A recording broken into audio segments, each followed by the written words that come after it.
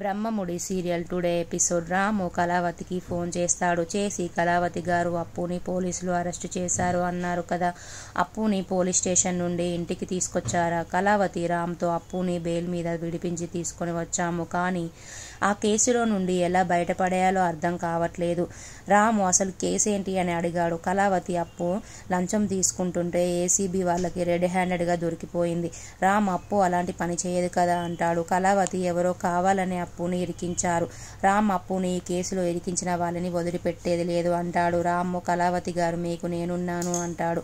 కళావతి లేదు రాము గారు, మిమ్మల్ని ఇబ్బంది పెట్టడం నాకు ఇష్టం లేదు అంటుంది. రాము నేను పరాయివాన్ని అయిపోయానన్న కళావతి గారు, నేనున్నాను మీకు అంటాడు. రాము రేపు నేను మీ ఇంటికి వస్తాను అంటాడు. కళావతి దగ్గరికి వాళ్ళ అత్తయ్య వాళ్ళ అమ్మమ్మ గారు వస్తారు. కళావతి అప్పుని కేసులో ఇరికించింది యామిని అని అమ్మమ్మ గారితో చెబుతుంది. అలాగే కంపెనీ బాధ్యతలు కూడా సిద్ధార్థ్ తీసుకునేలాగా చేసింది కూడా యామిని అని అంటుంది. అప్పు యామినికి వార్నింగ్ ఇవ్వడం వల్ల ఈ కేసులో అప్పుని ఇరికించింది అంటుంది. అప్పు ధనలక్ష్మి అన్న మాటలకి బాధపడుతుంది. అప్పుడు కళ్యాణ్ వస్తాడు. వచ్చి పొట్టి మా అమ్మ అన్న మాటలకి బాధపడుతున్నావా అంటాడు. అప్పు కళ్యాణ్ దగ్గర వచ్చి ఏడుస్తుంది. అప్పు కళ్యాణ్తో నీవు ఈరోజు నా సైడ్ మాట్లాడావు, అత్తయ్య గారు జాబ్ మానే అన్నప్పుడు ఒక్క క్షణం నా గుండె ఆగిపోయింది. నేను ఇన్ని రోజులు కన్న కలలు ఆశలు కూలిపోయాయి అనుకున్నాను. నా ప్రాణం అన్న పోలీసు ఉద్యోగం మళ్ళీ చేయలేనేమో అని అనిపించింది. నీవు అత్తయ్య గారికి ఎదిరించి మాట్లాడితే నా ప్రాణం తిరిగి వచ్చింది, కొండంత బలంగా అనిపించింది. కళ్యాణ్ మా అమ్మకి కొడుకును మాత్రమే కాదు, నీకు భర్తను కూడా, నీ బాధ్యతలు కూడా నేనేం మోస్తాను కదా అప్పు అంటాడు. అప్పు చాలా సంతోషపడుతుంది. కళ్యాణ్ నువ్వు నా తోడుగా ఉన్నావు అంటుంది.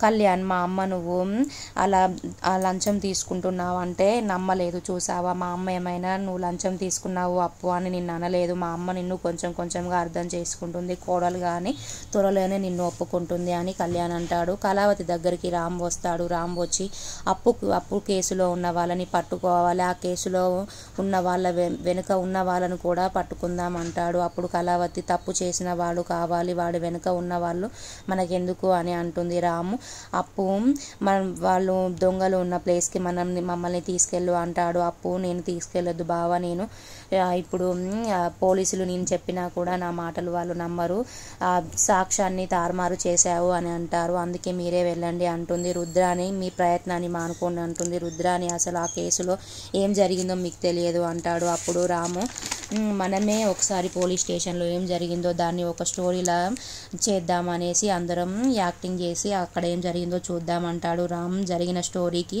అప్పు అమాయకురాలని పేరు పెడతారు. రుద్రాని రాహుల్ సీనులాగా యాక్టింగ్ చేస్తారు. అమ్మమ్మ గారు కళావతి వాళ్ళ అత్తయ్య సిబిఐ ఆఫీసర్గా చేస్తారు. రాహుల్ రుద్రాని ఇద్దరు దొంగల్లా శ్రీనులా వస్తారు. అప్పుడు అప్పు కూర్చుంటుంది.